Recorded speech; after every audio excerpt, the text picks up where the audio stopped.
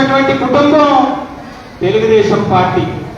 అంటే ఆయన స్థాపించిన శ్రీకృష్ణుడు ప్రతిరూపం అన్న నందమూరి ఎన్టీ రామారావు గారు స్థాపించినటువంటి కుటుంబంలో మన యాదవులు అందరం ఉన్నాము అని అంటే మనం మన సొంత కుటుంబంలో ఉన్నామని అర్థం.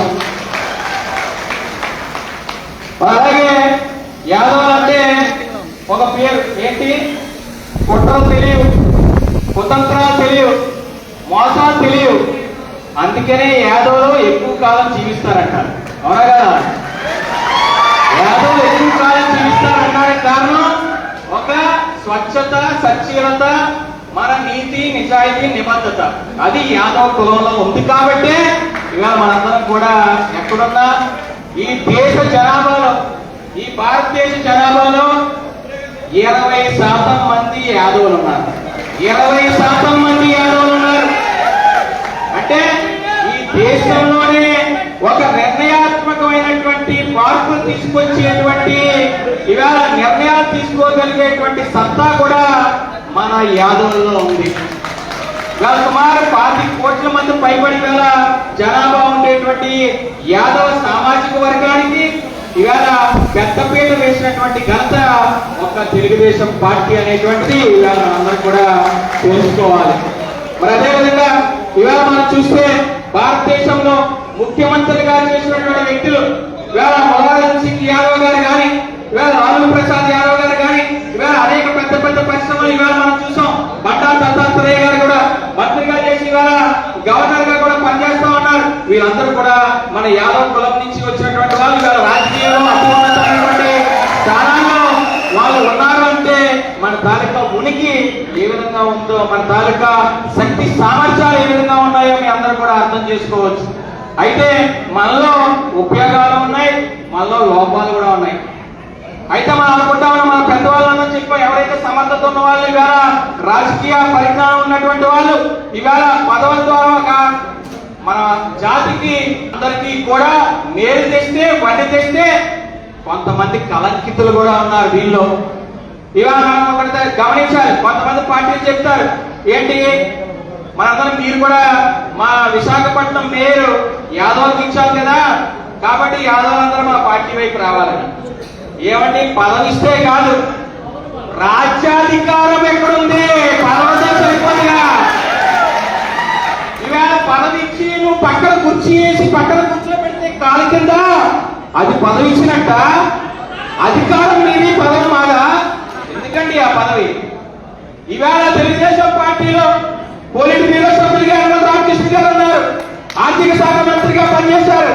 ఇవాళ ఆయన నిర్ణయాలు ఆయన తీసుకున్నారు, అనేక మందికి ఉపయోగపడతా ఉన్నారు. ఆర్థిక బడ్జెట్ ని ఇవాళ ప్రవేశపెట్టారు. అంటే తెలుగుదేశం పార్టీ రాజ్యాధికారం ఇచ్చిందా లేదా? రాజ్యాధికారంతో పాటు వచ్చినటువంటి పదవి ఇవ్వాలి తప్ప ఏదో పేరుకి పక్కన పెట్టి మేయర్ పదవి ఇచ్చామని చెప్పుకోవడానికి పదవి ఇచ్చారు. మరి వంశీకృష్ణ యాదవ్ అంత కష్టపడి పనిచేస్తే ఆయన తరిగి ఇవాళ జనసేన పార్టీలో మళ్ళీ పవన్ కళ్యాణ్ గారు ఒక సముచిత స్థానాన్ని ఇవాళ వంశీకృష్ణ యాదవ్ ఇచ్చారు ఇక్కడ విశాఖపట్నంలో. అంటే మన యాదవ్ కులానికి నాయకత్వం వహించిన వాళ్ళని ఇవాళ తరిమి కొట్టేటువంటి వైఎస్ఆర్ పార్టీని మనం తరిమి కొట్టాలా వద్దా? ఇవాళ మన రాజ్యాధికారాన్ని కట్టబెట్టేటువంటి తెలుగుదేశం పార్టీకి మనం మద్దతు ఇవ్వాలా వద్దా? వైఎస్ఆర్ పార్టీ అన్యాయం చేసినటువంటి నాయకుడిని హక్కును చేర్చుకొని మళ్ళీ ఇక్కడ సిటీ ప్రెసిడెంట్ గా, మళ్ళీ ఎమ్మెల్యేగా స్థానం కల్పించినటువంటి పవన్ కళ్యాణ్ గారికి మనం మద్దతు ఇవ్వాలా వద్దా? ఇవాళ బండా దత్తాత్రేయ లాంటి వారిని ఇవాళ గవర్నర్ గా స్థానం కల్పించినటువంటి నరేంద్ర మోడీ గారికి మద్దతు ఇవ్వాలా వద్దా? మరి ఇన్ని రకాలుగా మన ఆదరించి హక్కును చేర్చుకున్నటువంటి పార్టీలకు మనం మద్దతు ఇవ్వాలా? లేకపోతే మనల్ని వాడుకొని వదిలేసి ఇవాళ మనం పక్కన గంటతో ఉన్నటువంటి వైఎస్ఆర్ పార్టీని ఇవాళ సాగనంపే వరకు మనం కష్టపడాలా? మనం గుర్తు పెట్టుకోండి. మీ అందరూ కూడా ఇవాళ గ్రామాల్లోకి వస్తారు, మీటింగ్లు పెడతారు, భోజనాలు పెడతారు, మీ అందరూ రండి అంటారు. మనందరం కూడా ఒక ఇందాక చెప్పారు బలహీనతని. ఎవరైనా ఏదైనా చెప్తే సునాయాసంగా మోసపోయే వాళ్ళు కూడా మన యాదవ్ కులస్తులే. నిజంగా మాట్లాడుకోవాలి కదా అందరూ కూడా. అందుకనే వీళ్ళందరూ కూడా ఈ రాజ్యాన్ని సంపాదించుకునే వాళ్ళందరూ కూడా అత్యధిక జనాభా కలిగినటువంటి యాదవుల్ని ఇవాళ వారి పక్కన కూర్చోబెట్టుకొని రాజ్యాధికారంలో ఇవ్వకుండా, రాకుండా వాళ్ళని వాడుకుంటున్నారు వారి రాజకీయ ప్రయోజనాల కోసం. కాబట్టి ఇవాళ ఇప్పటికైనా మనం గమనించండి. ఇంకో ఒక ముఖ్యమైన విషయం, దయచేసి మీ అందరూ ఒకటి గమనించండి. ఈవేళ మన ప్రపంచంలోనే హిందువులకి అత్యంత గౌరవప్రదమైనటువంటి దేవాలయం ఏదండి? అయోధ్య కాదు, మన తిరుమల తిరుపతి దేవస్థానం. ఈవేళ ఆ దేవస్థానంలోకి వెళ్ళడానికి, ఆ దేవస్థానంలో వెంకటేశ్వర స్వామి దర్శనం చేయాలంటే రికమెండేషన్ ఎక్కడ కావాలి? సునాయాసంగా అవ్వదు. సంవత్సరానికి ఒకసారి మనం వస్తాం, పడిగాపులు కాస్తాం, అయినా స్వామివారి దర్శనం దొరుకుతుందో లేదో మనకు తెలియదు. కానీ రోజు స్వామివారికి మొట్టమొదటి తలుపులు తీసి చూసేది సన్నిధి కొల్లలో యాదవులు వెంకటేశ్వర స్వామి వారిని ఇంకా అర్చకుల కన్నా ముందే తాళా తీసి తలుపులు తీసి వీళ్ళు మొట్టమొదటిగానే చూసిన తర్వాతే